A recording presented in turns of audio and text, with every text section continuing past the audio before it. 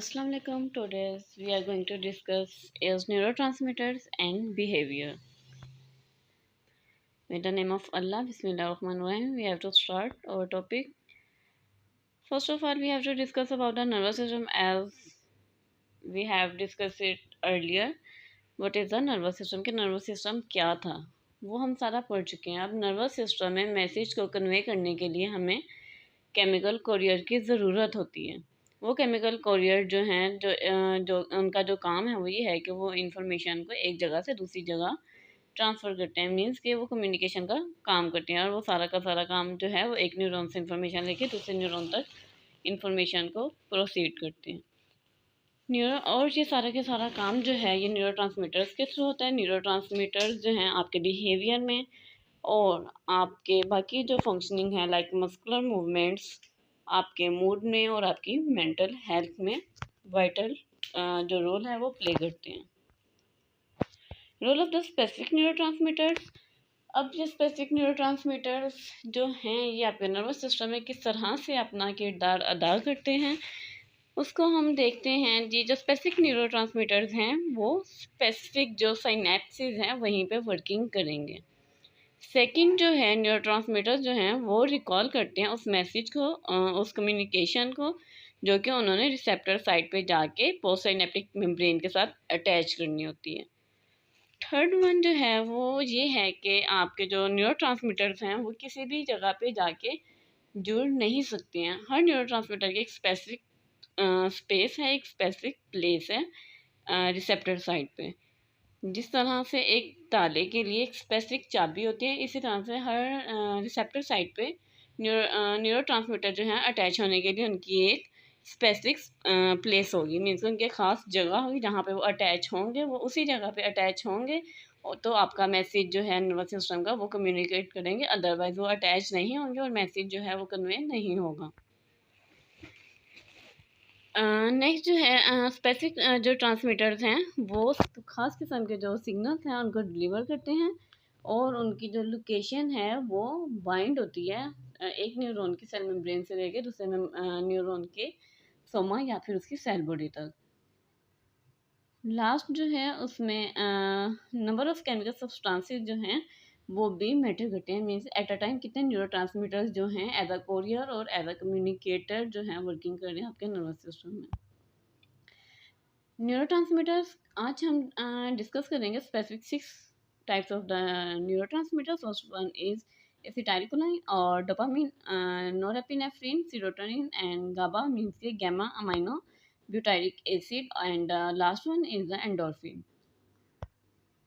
Acetylcholine जो है अब हम इन हार्मोन्स की बेसिकली 3 कैटेगरीज को जो है वो डिस्कस करेंगे. फर्स्ट वन उनकी कैरेक्टरिस्टिक्स क्या हैं, उनकी कौन सी ऐसी खसूसियत है जिसकी वजह से उनका जो है आपकी बॉडी पे और आपके बिहेवियर जो रिलेशंस हैं वो उन पे इफ़ेक्ट हो रहा है. और थर्ड वन जो क्वालिटी है वो हम करेंगे कि अगर इनकी डिसरेगुलेशन मीन्स अगर इनकी रेगुलेशन सिक्रीशन मीन्स के इनकी जो रतूबत है एक स्पेसिफिक अमाउंट तक रिलीज़ हो रही है तो ठीक है.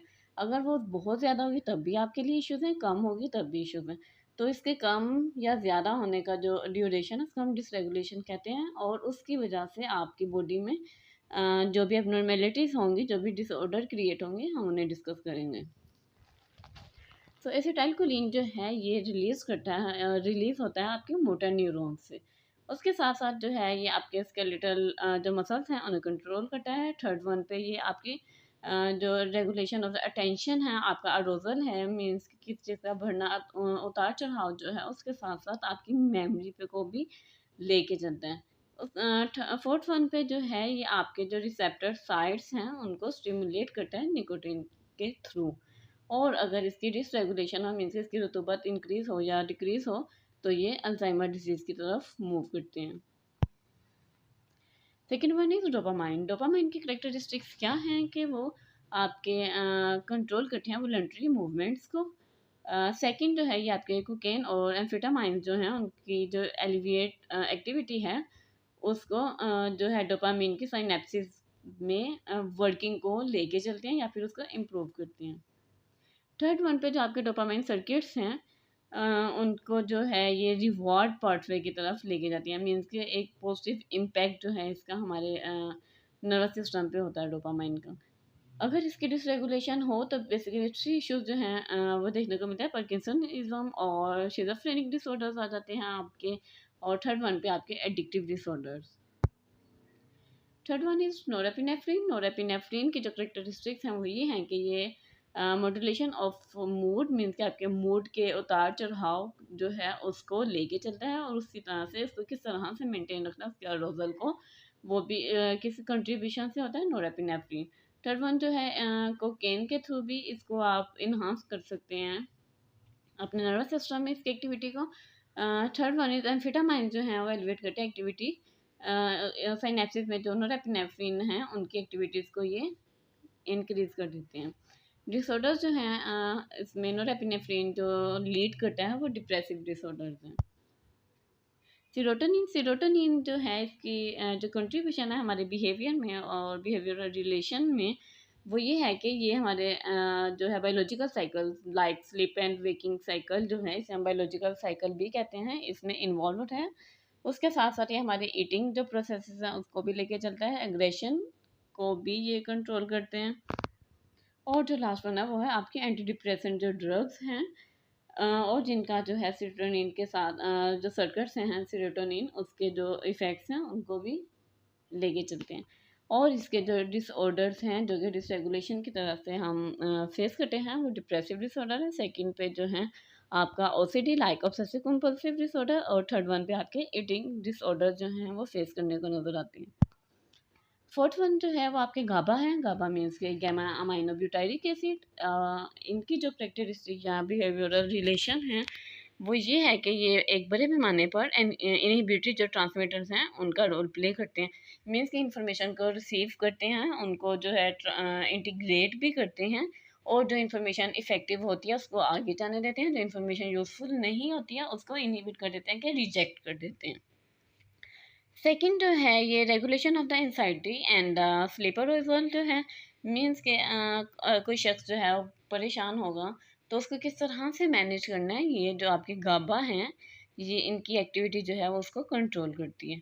थर्ड वन जो है एंटी एंजाइटी जो ड्रग्स हैं जो कि गाबा की साइनेप्सिस में वर्किंग करती हैं, उनको भी एक सिमिलरिटी के साथ लेके चलते हैं, और इसकी डिसरेगुलेशन की वजह से जो डिसऑर्डर्स देखने को मिलते हैं या पेश आते हैं वो एंजाइटी डिसऑर्डर्स हैं।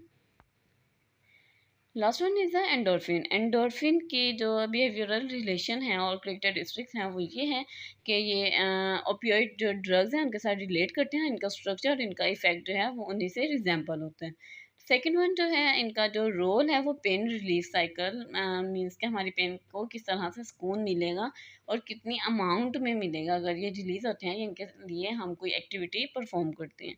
सेकेंड वन इज़ ये हमारे स्ट्रेस को भी रिस्पॉन्स करते हैं, and the fourth one is the contribution to regulation of the eating behaviour. हमारा जो खाने का जो निज़ाम है, लाइक हमें कितनी भूख है, हमारी भूख का जो ड्यूरेशन है राउंड अबाउट वो 20 मिनट्स टू 30 मिनट्स होता है, उसके बाद आपकी भूख जो है वो ऑटोमेटिकली ख़त्म हो जाती है। अब उस ड्यूरेशन को कि हर शख्स का ये ड्यूरेशन चेंज होता है तो उसको भी ये लेके चलते हैं साथ साथ। उसके साथ जो है जी जो डिसरेगुलेशन है वो हमारी जो पेन है उस पे इफ़ेक्ट करते हैं, और इसी बेस पे जो पेन्स हैं वो क्रॉनिक हैं, एक्यूट हैं, वो किस कैटेगरी में है हम उसको कैटेगराइज कर सकते हैं, उनको अलग-अलग जो है प्रिस्क्राइब या डिस्क्राइब भी कर लेंगे।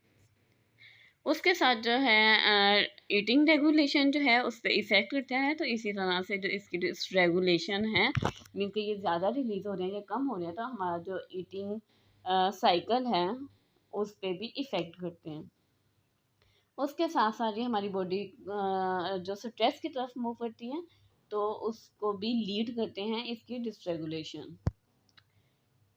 नेक्स्ट स्लाइड इज़ जज़ाकल्लाह। और अगर आपको न्यूरोट्रांसमीटर्स और बिहेवियर से रिलेटेड कोई ऐसा पॉइंट जो आपका क्लियर ना हुआ हो तो must comment in the comment box. तो जज़ाकल्लाह, मिलते हैं एक नए टॉपिक के साथ। अल्लाह हाफिज़।